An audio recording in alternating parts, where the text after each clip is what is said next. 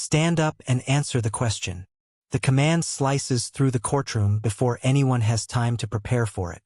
No explanation follows. None is needed. The judge already owns the space. Everyone knows it. The benches are full, yet no one moves. People sit straighter without realizing they've done it. A clerk freezes mid-note. A bailiff shifts weight and then stops. This room has learned what happens when that voice speaks. This is not instruction. It is possession. The husband does not stand. He smiles. Not a nervous smile. Not defensive. Comfortable. Certain. The kind of smile worn by someone who believes the ending has already been written. His lawyer mirrors the confidence without looking up, flipping a page as if this were a formality running behind schedule. At the opposite table, the wife remains seated. Alone. No attorney beside her. No folder. No stack of papers. Nothing arranged for display. Just stillness. Intentional. Heavy. The husband tilts his head toward her empty chair and lets out a soft laugh meant to be shared. Not loud enough to invite correction. Loud enough to be heard. He speaks casually, like the room belongs to him. He points out that she came unprepared. That she chose not to bring counsel. That the court shouldn't be delayed for someone who clearly doesn't take the process seriously. He never says surrender. He doesn't need to. The implication does the work for him. The witnesses absorb it. Rows of strangers watch without reacting. No one gasps. No one objects. No one looks at her for too long. Silence spreads, and in that silence, permission settles. This is how power survives, by being allowed. The judge issues a warning. Calm. Procedural. Proceedings will continue without representation if none appears. Said once. No edge. No threat. Just policy. The husband nods immediately, almost eagerly. He pushes for judgment. Says there's nothing left to wait for. Says the facts are simple. Says this should be quick. He believes time is on his side. The wife does not respond. Her face doesn't change. She doesn't glance toward the judge or the gallery. Her hands remain folded on the table, fingers resting where they were minutes ago. She listens, counts, tracks the order of voices, notes who speaks and who doesn't, notes how long the pauses last, notes how quickly certainty fills empty space. The judge looks down at the file, pen poised. The room leans forward, not physically, but inwardly. The husband straightens, victory settling into his shoulders like a tailored jacket. He looks relieved, vindicated, certain that silence has finally proven what he's been saying all along. Then the doors open, not loudly, not with ceremony, just enough to interrupt the rhythm. The hinge makes a sound people pretend not to hear. Heads turn in sequence. First the bailiff, then the clerk, then the gallery. The husband looks last, annoyed at the delay. An older woman steps inside. She does not hurry. She does not apologize. She does not scan the room to find permission. She walks as if the schedule adjusted for her arrival, not the other way around. Her posture is straight, her face unreadable. She carries a single folder tucked under her arm, worn at the edges, thick with use. The husband exhales sharply and shakes his head, already framing the interruption as inconvenience. He mutters something under his breath, just loud enough to be heard by the people closest to him. Comment about theatrics, about last-minute stunts. His lawyer finally looks up and freezes. Recognition lands instantly. Not confusion, not curiosity, certainty. His hand stills on the page. His shoulders tense. He does not smile. He does not speak. He watches her cross the floor with the focus of someone who understands consequences. The judge looks up. The tone changes before a word is spoken. Not softer, sharper, more attentive. Respect enters the room quietly, without explanation. The clerk adjusts posture. The bailiff straightens. The room senses a shift without yet knowing why. The woman stops at the wife's table.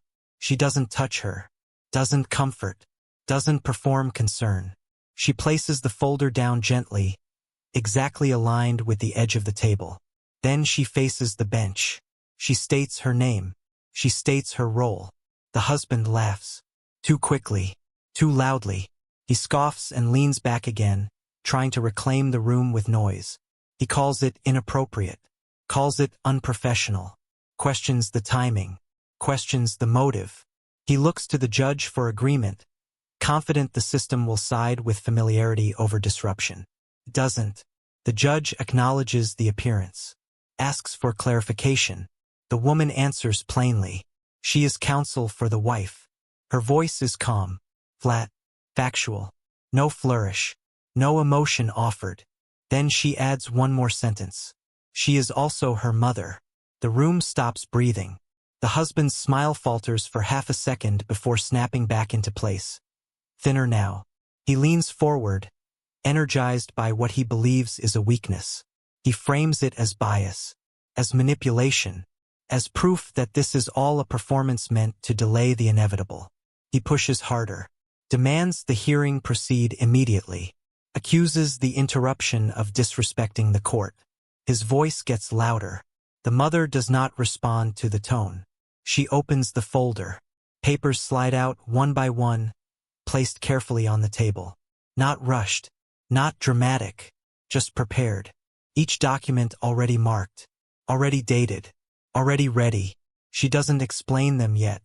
She doesn't argue their meaning. She introduces them into the record calmly, as if this is something she has done many times before. The husband interrupts. His lawyer raises a hand, hesitates, then lowers it. The judge allows the record to grow. The wife remains seated. She has not spoken. She does not look surprised. Her silence holds steady, no longer empty, now weighted. The room's attention drifts back to her, searching for reaction. There is none to take. The judge leans forward, eyes on the documents now. The pen pauses.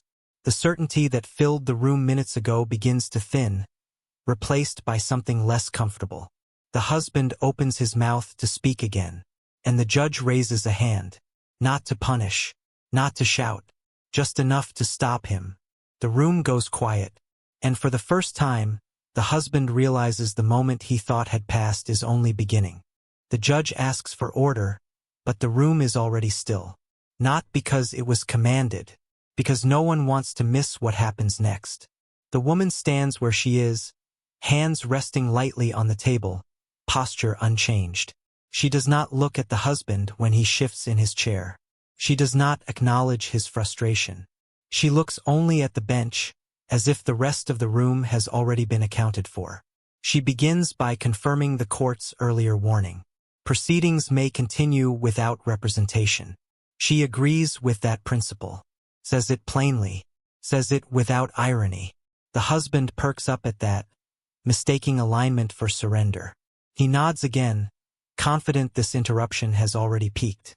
Then she adds a second sentence. Proceedings should also continue with a complete record. She slides the first document forward. It is not introduced as an accusation. It is identified. Date, signature, context, prenuptial agreement. Signed quickly, presented as standard, executed days before the wedding. She does not describe the pressure. She does not name the imbalance. She lets the timeline do that work. The judge studies the page. The husband leans forward, suddenly alert. He objects, loudly, says it's irrelevant, says it's settled, says the wife agreed. He speaks faster now, words stacking over each other. His lawyer clears his throat, then stops. The objection dies halfway out of his mouth. The judge allows the document. The second paper follows. An account disclosure. Incomplete. Numbers missing. Sections left blank. The woman does not accuse the husband of hiding assets. She simply reads what is absent. She points out what was required. Then she places a separate page beside it. A bank statement. Same time period. Different reality. The husband laughs again, sharper this time, calls it a misunderstanding, blames accounting, blames advisors, blames timing. He says these things like explanations are interchangeable, like responsibility can be shuffled until it disappears. The woman does not respond. She places a third document on the table. Offshore transfers, cleanly labeled, dates matching sworn statements already on file. The judge's pen stops moving. The clerk looks up. The gallery shifts, subtle but collective. Still no one speaks. The wife remains silent. She watches the order of revelation. Notes how the husband speaks before thinking now. Notes how often he looks at the judge instead of the evidence. Notes how certainty is turning brittle. The judge asks the husband to slow down. The husband doesn't. He doubles down, raises his voice, accuses the process of being unfair, claims he's being ambushed, claims this is emotional manipulation disguised as law. He points at the woman and says her involvement proves bias. She finally speaks again. She reminds the court that the documents existed before today, that they were filed, that they were requested, that their absence was noted. She does not ask for permission to be believed. She assumes truth is sufficient. The judge nods once, then asks the husband to take the stand. This is the moment the husband has trusted all along. His voice, his presence, his ability to control a room by filling it with confidence. He stands quickly, eager to reassert himself, straightens his jacket, smiles again, trying to reset the tone. The questions begin simply. Dates, amounts, confirmations. He answers easily at first. Comfort returns. He speaks with practiced ease, explaining, reframing, minimizing. The woman listens without interrupting, without reacting. She lets him speak long enough to commit. Then she places his answers next to the documents already entered. The contradiction is immediate. He corrects himself, changes the date, adjusts the amount. The woman follows calmly, asking him to confirm his new statement. He does. She places another document beside it. Another mismatch. His voice tightens. He blames memory, stress, complexity. He says anyone could get confused. He says the system is too complicated. He says he's being punished for success. She asks one more question. Neutral, precise. He answers. And with that answer, he contradicts his own sworn filing from earlier that morning. The room feels it before it understands it. A shift, a quiet recognition. His lawyer closes his eyes briefly, then opens them again. The judge leans back, expression unreadable. The husband grows louder, accusatory. He frames the challenge as moral failure. Claims the wife doesn't belong in this financial world. Claims she's lucky to have married into it. Claims she wouldn't understand these numbers anyway. The woman does not react to the insult. She calls a witness. Unexpected. Unannounced. Someone the husband did not account for. The witness confirms conversations, threats, intent. Confirms that freezing assets was not precaution. It was punishment. Confirms that silence was not confusion. It was survival. The husband speaks over the witness. The judge stops him. Not harshly, firmly. The husband finishes testifying without realizing he has undone himself. His words no longer align with the record. His explanations no longer stabilize the story. He demanded transparency. He demanded proof. He demanded the process move forward. It has. The judge does not announce a verdict yet, does not moralize, does not lecture, orders a pause, orders review, orders the record sealed for referral. Assets are frozen, not reassigned yet, properties flagged, investigations initiated. The language is procedural. The impact is not. The husband sits down slowly this time, smaller, quieter. His lawyer does not look at him. The wife remains exactly as she was when the day began. Seated, calm, silent. The judge adjourns for the day. The room exhales. People stand. Chairs scrape. Whispers begin, low and uncertain. No celebration. No resolution. Just unease where certainty once lived. The wife gathers nothing. She did not bring anything with her that needed collecting. She stands when it is appropriate. Walks toward the exit without looking back. The mother follows. No embrace. No performance. Just alignment. Behind them, the husband remains seated, surrounded by paper that no longer protects him. Silence follows the wife out of the room. Not empty silence. Prepared silence. The kind that waits and lets the system catch up to the truth. The interruption isn't loud, but it lands heavier than noise ever could. It doesn't ask the room for attention. Takes it without permission. The courtroom has been trained to follow rhythm, and this breaks it cleanly. The doors open slowly, not rushed, not dramatic, just enough to force every head to turn. An older woman steps inside, upright, unhurried. She does not scan the room for approval. She does not apologize for timing. She moves like the schedule bent around her arrival instead of the other way around. She walks with certainty that doesn't need explanation. Her heels don't echo, but people notice them anyway. She stops at the table beside the wife and places a single folder down, squared perfectly with the edge. No clutter, no show, just placement. Then she turns toward the bench and states her name. Clear, measured, followed by her position. Nothing emotional in her voice. No warmth, no edge, just fact. The husband reacts immediately because he always reacts first. A laugh bursts out of him too quickly, the kind that comes from panic dressed as confidence.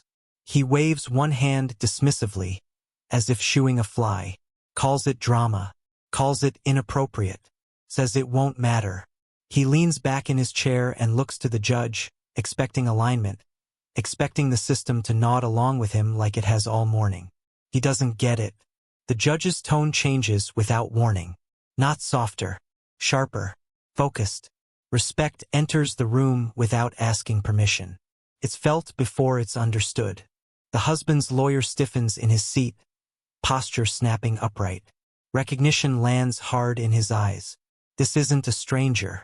This isn't a gamble. This is a known threat. Someone whose name carries history. Someone whose presence rearranges outcomes. The woman introduces herself as counsel. Then, without pause, adds one more sentence. She is also the wife's mother. The room reacts in pieces. A subtle inhale from the gallery.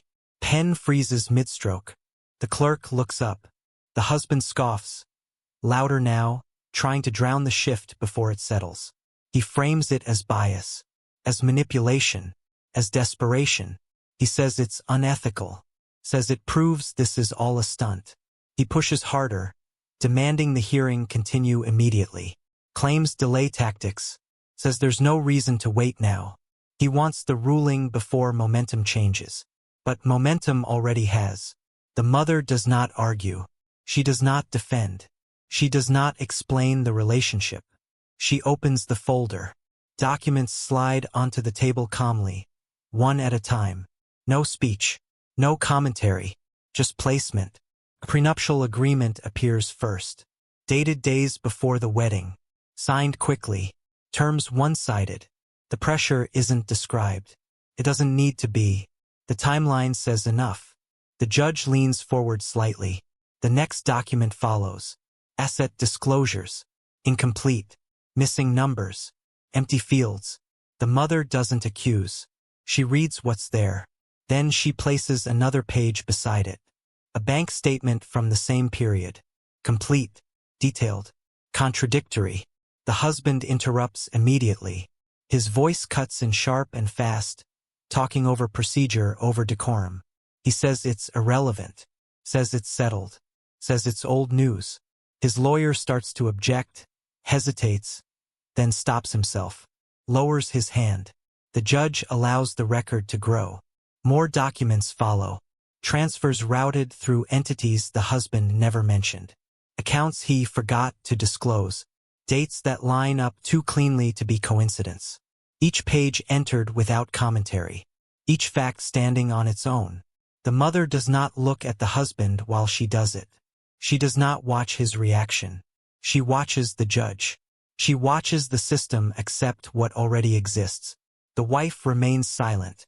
She does not react when her name is spoken. She does not flinch when numbers are read aloud. Her stillness is not absence. It is containment. She counts pages. She tracks the order. She notes which documents cause the husband to speak faster. She watches his certainty fray at the edges. The room shifts its focus without noticing.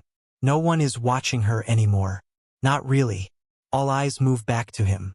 His posture, his voice, his interruptions. The confidence that once filled the space now feels loud, desperate, out of proportion. He laughs again, thinner this time, calls it misunderstanding, blames accountants, blames advisors, blames complexity. He says anyone could make mistakes with numbers like these. He says success attracts scrutiny. He frames himself as a victim of his own ambition. The mother says nothing. She places one final document on the table. A clean copy, signed, filed. A statement the husband swore to earlier. The dates are read aloud. The room grows quieter. Not because someone asked for silence, but because contradiction has a soundless weight. The judge looks from the paper to the husband, then back again. The wife remains seated, hands folded exactly where they were before the doors opened. The judge allows the record to stand.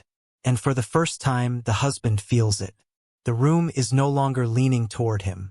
It isn't hostile yet. It's worse. It's attentive. The balance has shifted. And everyone knows it. The judge does not rule yet. That delay matters. It stretches the moment, forces the weight of what has entered the record to sit with everyone in the room. The husband feels it immediately. He tries to fill the silence again, but his words don't land the same way. They don't float. They fall flat, piling on top of each other without structure. He speaks faster, louder, explaining things no one asked him to explain. The more he talks, the smaller the space around him feels. The judge raises a hand. Not sharply, not with anger, just enough to stop him. The motion is simple, practiced, and final. The husband cuts himself off mid-sentence, surprised by how quickly his voice disappears when it's no longer allowed. That surprises him more than the documents ever could. The mother waits. She does not rush into the gap. She lets the silence breathe. She lets the room feel what it's like when authority is no longer entertained, only managed. Then she speaks again, calmly, requesting permission to expand the record. The judge grants it without hesitation. She introduces timelines next. Not accusations, not conclusions, just sequences. Dates aligned beside each other. Transfers mapped against sworn statements. Gaps highlighted by their own absence. She does not say the husband lied. She lets the contradictions say it for her. Each confirmation builds on the last, stacking quietly, efficiently. The husband shakes his head and laughs again, but no one joins him. He glances toward the gallery, searching for familiarity, for sympathy, for anyone willing to mirror his certainty back to him. Faces look away. Some stare at the floor. Others watch him with the kind of stillness that isn't support, only observation. He frames the challenge as personal now.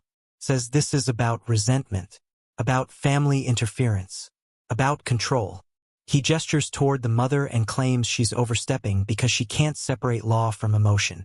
He claims the wife doesn't belong in this world of contracts and accounts, that she was lucky to be included at all, that she never understood what she signed.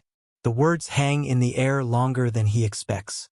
The judge doesn't respond to the insult directly. Instead, the judge asks a single clarifying question. Neutral, procedural, one that requires a yes or no. The husband answers too quickly. Confident, certain. The mother slides another document forward. Contradicts him cleanly. The husband stops smiling. His lawyer leans in, whispering urgently now, but the husband waves him off.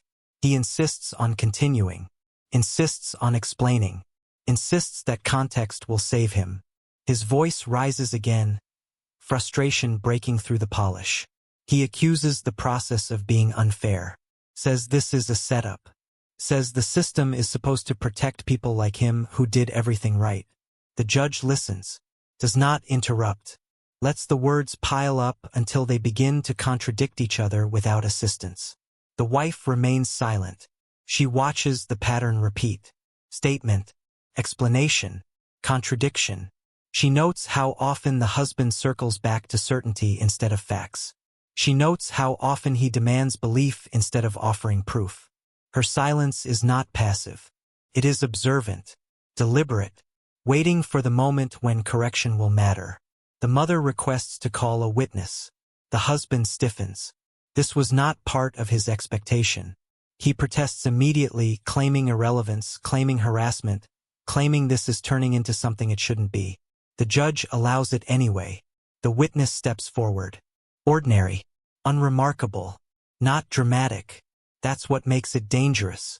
The witness confirms conversations, confirms timing, confirms intent, confirms that freezing accounts was not precaution. It was leverage. Confirms that silence was not confusion.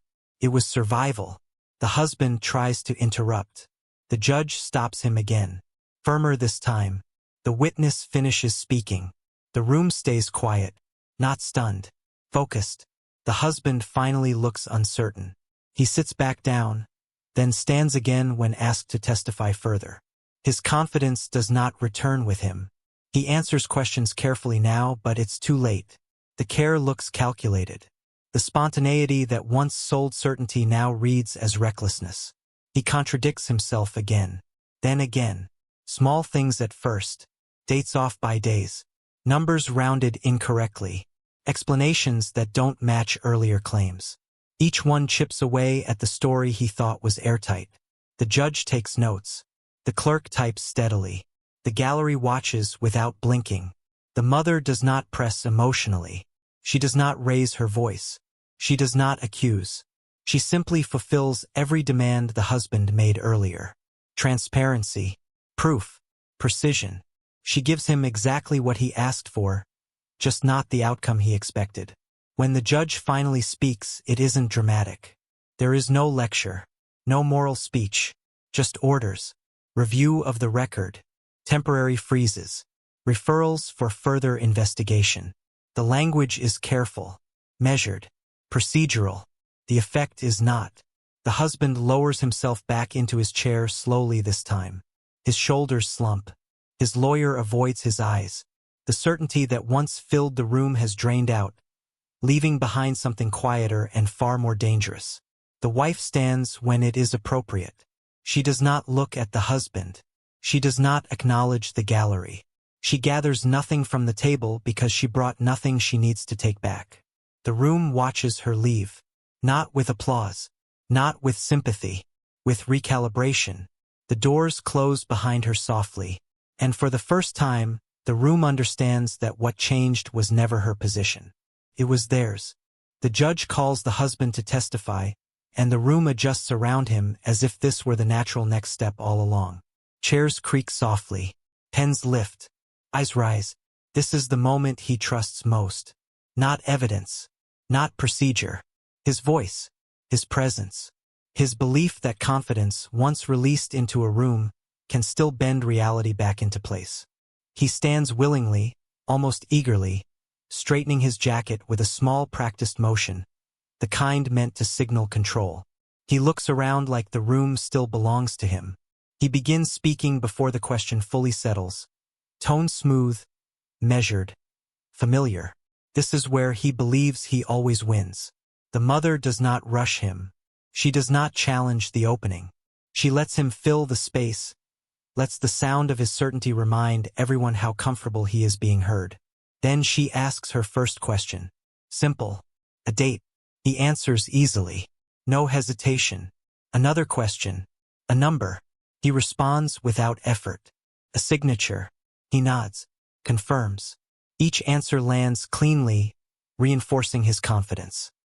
He glances once toward the judge, as if checking that this performance is still being received as intended. The mother listens without expression. She does not react when he answers correctly. She does not praise. She does not correct. She waits until the rhythm of his confidence settles into habit. Then she places a document beside him. Quietly, precisely, she asks him to look at it, asks him to confirm that it is his filing. He agrees, still comfortable, still certain. Then she asks him to repeat his earlier answer. The contradiction appears immediately. Not dramatic, not explosive, just visible, public, unavoidable. His earlier date does not match the document. He pauses for the first time, barely a second, then corrects himself. Adjusts the timeline. Says he misspoke. The mother nods once and asks the next question. Another small shift. Another correction. He blames accounting. Says these things are complicated. Says numbers move. She places another document down, already admitted into the record, already verified. The new explanation doesn't match either. His voice tightens. He changes tactics. Blames advice. Says he relied on professionals. Says he trusted people who failed him.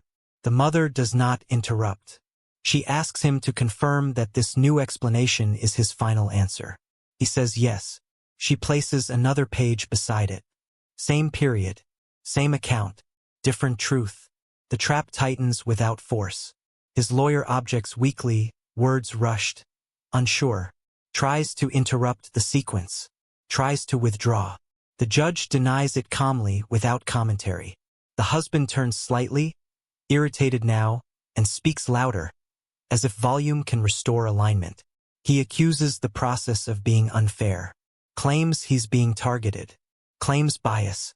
Claims conspiracy. His certainty cracks, but he keeps speaking, pushing forward like momentum alone can save him. The mother does not react to the accusations. She does not defend herself. She does not justify her role. She allows the husband to frame the challenge as moral failure, to suggest he is being punished for success, for ambition, for playing the game too well. She waits until his words have fully committed him to a position. Then she asks the court's permission to introduce a witness. The shift is immediate. This was not expected. The husband stiffens. He protests quickly, calling it irrelevant, calling it harassment, saying this has gone far enough. The judge allows it anyway. The witness steps forward. Ordinary. Unremarkable. No drama in their posture. No performance in their voice. That's what makes them dangerous. They confirm conversations. Confirm timing. Confirm threats. Confirm that freezing accounts was not a precautionary measure but a tactic. Leverage applied deliberately. They confirm that silence was not confusion. It was protection. Strategy. Endurance. The husband tries to interrupt. The judge stops him. Firmly.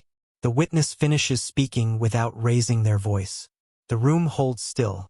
The husband speaks again. But something has changed. The words come slower now. More careful. Less fluid. He contradicts himself without realizing it. His testimony no longer aligns with his filings. His filings no longer align with his earlier statements. Each layer peels back another inconsistency. The pattern becomes visible even to those who aren't looking for it. He demanded proof. Surrounds him now. The mother does not press emotionally. She does not raise her voice. She does not accuse.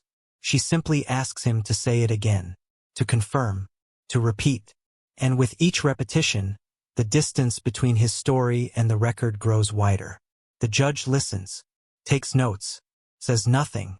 The husband reaches the end of his explanation and realizes there is nothing left to add. No angle untried. No explanation unused.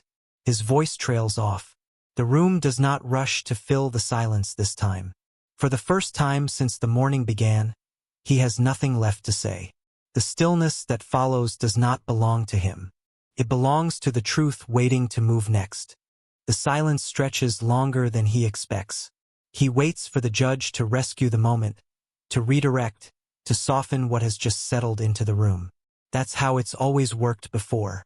When things grew uncomfortable, authority intervened. When stories blurred, confidence filled the gap. But this time, the judge does nothing. The pause isn't accidental. It's deliberate, and it forces the weight of the contradictions to remain exactly where they landed. The husband shifts his stance, clears his throat, starts to speak again, then stops. The words don't come easily now. He looks down at the table, then back up, scanning faces for signs of alignment. He doesn't find them. The gallery no longer looks impressed. It looks attentive. The kind of attention that doesn't forgive mistakes. The kind that counts them. The judge asks one more question. Simple. Narrow. One that should have been easy an hour ago. The husband answers carefully, slower this time, choosing words as if precision might undo what's already been said. The mother doesn't respond immediately. She lets the answer settle. Then she slides forward another document. Same topic, same subject, different result. The contradiction doesn't need explanation. The husband exhales sharply, frustration breaking through the restraint. He insists the document is outdated, says it doesn't reflect intent, says context matters. He gestures broadly now, arms moving as if motion can rebuild authority. He frames the discrepancy as technical, as clerical, as the kind of thing serious people overlook when they're busy succeeding. The judge asks him to answer the question again. He does, and this time the inconsistency is undeniable. Even he seems to hear it as it leaves his mouth. His lawyer lowers his head slightly, hands clasped together, no longer trying to intervene. The defense has shifted from strategy to damage control. The mother requests clarification from the witness already called. Not new testimony, just confirmation. The witness repeats what they said earlier.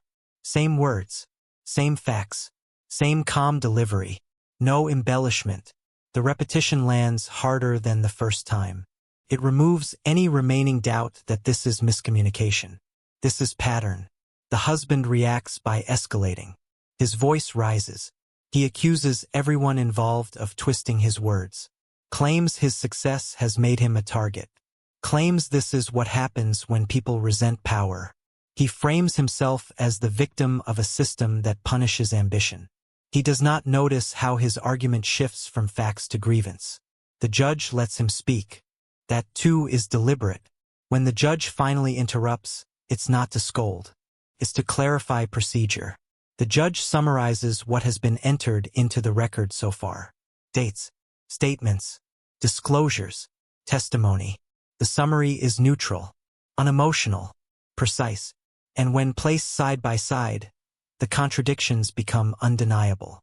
The judge asks if the husband wishes to amend his testimony. The husband hesitates. That hesitation is louder than anything he has said all day. He shakes his head and says no. The mother does not smile. She does not look relieved. She simply nods once and requests that the record reflect the finality of his answer. The judge agrees, writes it down. The sound of the pen feels sharp in the quiet. The wife remains seated. She has not spoken. She has not corrected anyone. She has not reacted to insults, accusations, or revelations. Her silence has held steady from the beginning, and now its purpose becomes clear. Everything that needed to be said has been said by others. Everything that needed to be proven has been proven without her voice ever entering the record. The judge announces a brief recess to review the materials. No ruling yet. No resolution. Just review. The husband sits down slowly. Not defeated yet, but changed. His shoulders slump. His hands rest on the table, fingers no longer drumming. His lawyer leans in and whispers urgently now, words sharp, clipped.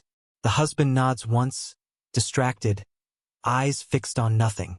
The room exhales as people shift in their seats. Whispers start, then stop. No one knows what to say. The certainty that once filled the space has collapsed into unease. The system hasn't punished anyone yet. That's what makes it worse. The judge returns. The courtroom stills again. The judge does not announce a final judgment. Instead, orders are issued. Temporary freezes. Expanded review. Referrals for further investigation. The language is technical, controlled, procedural, carries no drama, no satisfaction, just consequence unfolding. The husband opens his mouth as if to protest, then closes it. There is nothing left to argue that hasn't already undone him. His lawyer places a hand on his arm, subtle, restraining. The judge's words continue, indifferent to reaction. The wife stands when instructed, calm, composed. She does not look at the husband. She does not acknowledge the gallery. She does not gather belongings because she brought none she needs to retrieve.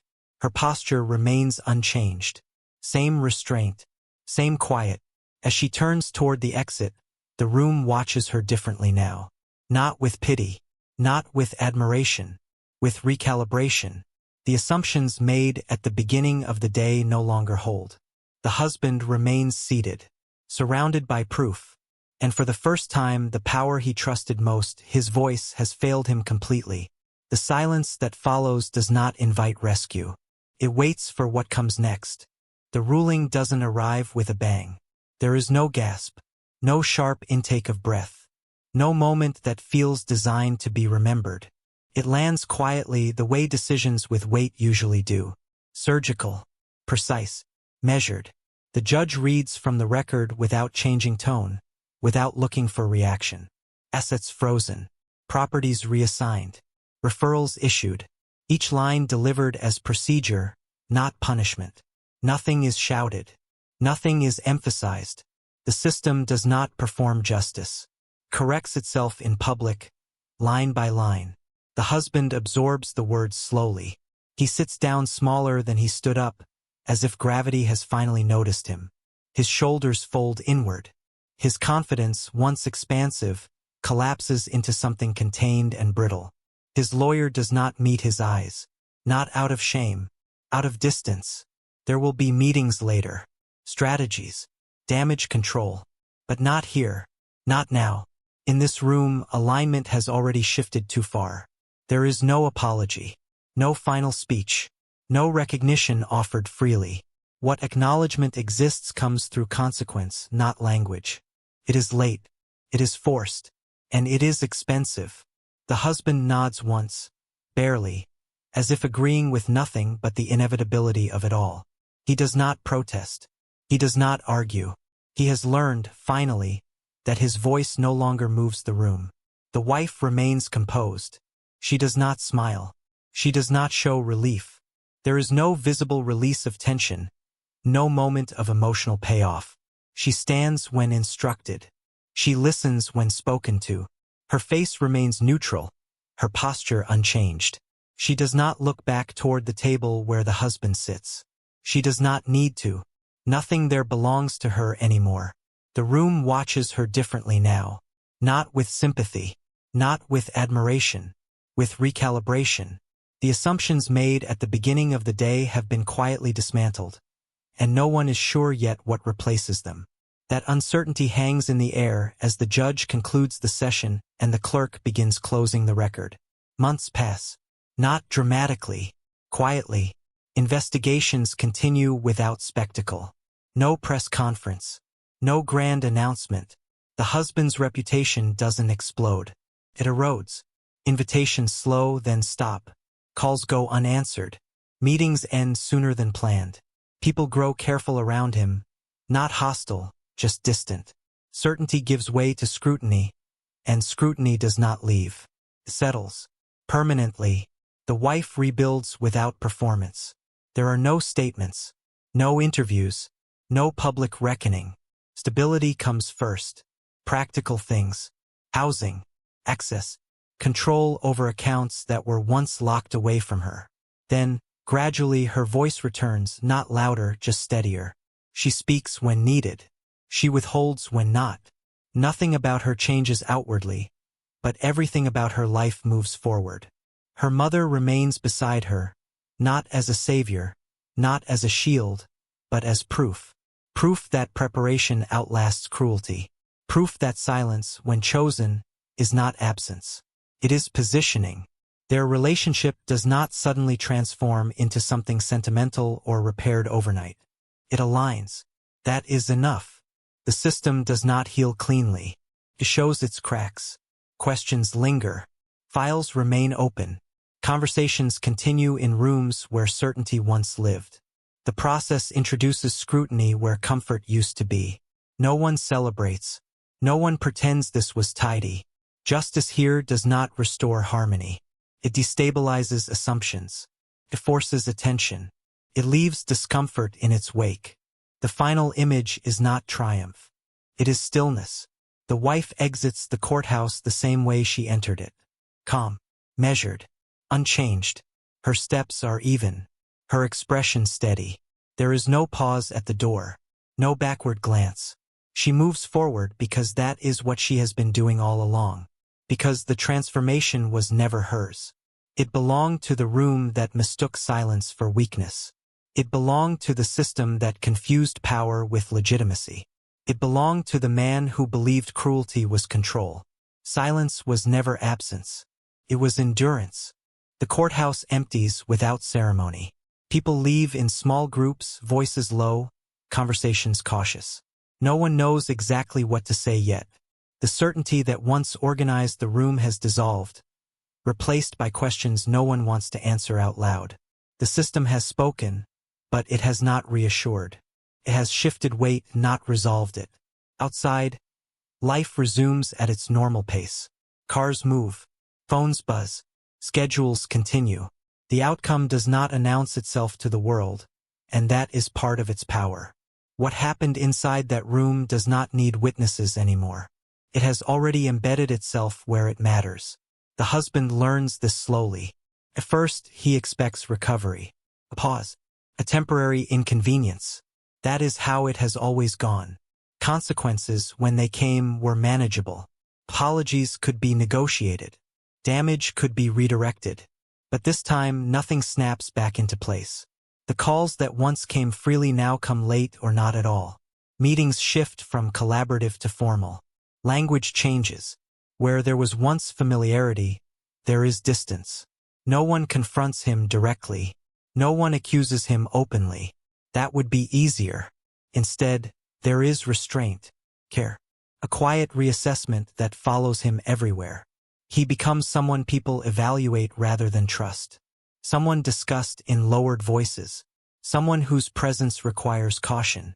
His power does not disappear overnight. It drains. Slowly. Persistently. Without spectacle. The wife does not watch this happen. She is not waiting for it. Her life is no longer oriented around his outcomes. She rebuilds in practical steps, not emotional ones. Documents updated. Accounts secured. Choices reclaimed. The kind of work that doesn't look heroic but changes everything. She moves through it with the same restraint she showed in court. No rush. No announcement. Just forward motion. Her silence continues, but it has changed context. It is no longer misread. People listen differently now. When she speaks, it is not to convince. It is to decide. When she stays quiet, it is not taken as absence. It is understood as boundary. The system continues its work without resolution. Investigations stretch on. Reviews deepen. There are no clean endings, only processes. Files remain open. Questions remain unanswered. That unease spreads beyond the individuals involved. It reaches into assumptions others once held comfortably. About fairness. About merit. About who gets believed without asking. Nothing is fixed. Something is exposed. The mother steps back when her role is complete. Not dramatically. Not as a gesture. Simply by no longer needing to be present. She does not offer speeches or lessons. She does not frame the outcome as victory. Her involvement ends the same way it began, quietly, precisely, without performance.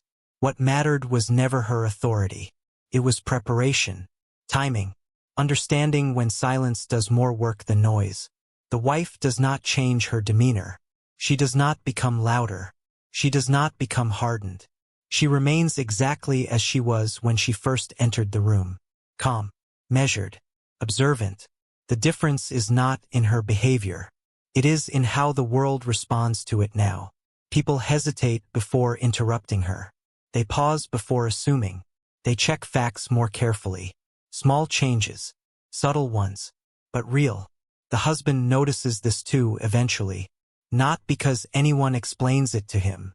Because doors feel heavier. Conversations feel shorter. Trust no longer arrives preloaded. He is required to prove things now. Repeatedly. Carefully. The way others always were. The system has not redeemed itself. It has cracked. And that crack remains visible. The final moment does not belong to the courtroom or the ruling or the consequences. It belongs to something quieter. The wife sitting alone later, paperwork spread neatly in front of her, working through the next step without urgency. No audience. No witnesses. Just continuation. She closes a folder. turns off a light, moves on. No one applauds. No one narrates it. That is the point. The lesson was never about winning. It was about dignity that does not announce itself, power that does not need permission, and silence that waits until the truth has no escape left. Because silence was never absence. It was restraint. And restraint, when mistaken for weakness, always outlasts cruelty.